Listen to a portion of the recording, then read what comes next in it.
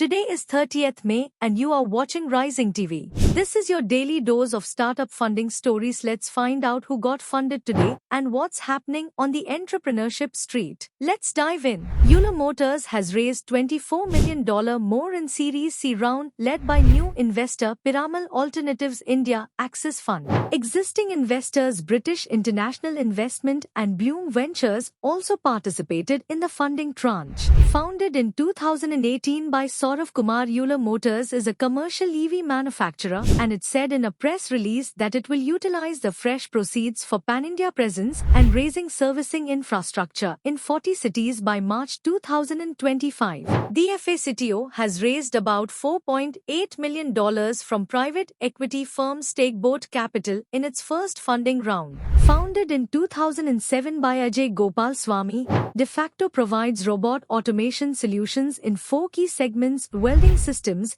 material handling systems, foundry and machine tending systems, and fluid dispensing systems. The proceeds will be used to expand across sectors such as cars, home appliances and electronics, the company said in a release. Ultrahuman has raised $35 million in a mix of debt and equity in its Series B round led by Deepinder Goyal and existing investors Bloom Ventures, Steadview Capital, Nexus VP, and Alpha Wave. Founded in 2019 by Mohit Kumar, Ultrahuman is a self-quantification platform that provides a smart ring called Ring Air, a glucose monitoring wearable M1 Live, and a blood testing product called Blood Vision, among others. Pharmart has raised $2.8 million as part of a new round from Swiss asset manager Responsibility Investments. Founded in 2015 by Alex Sangira, Pharmart offers software as a service to help food businesses source and produce food.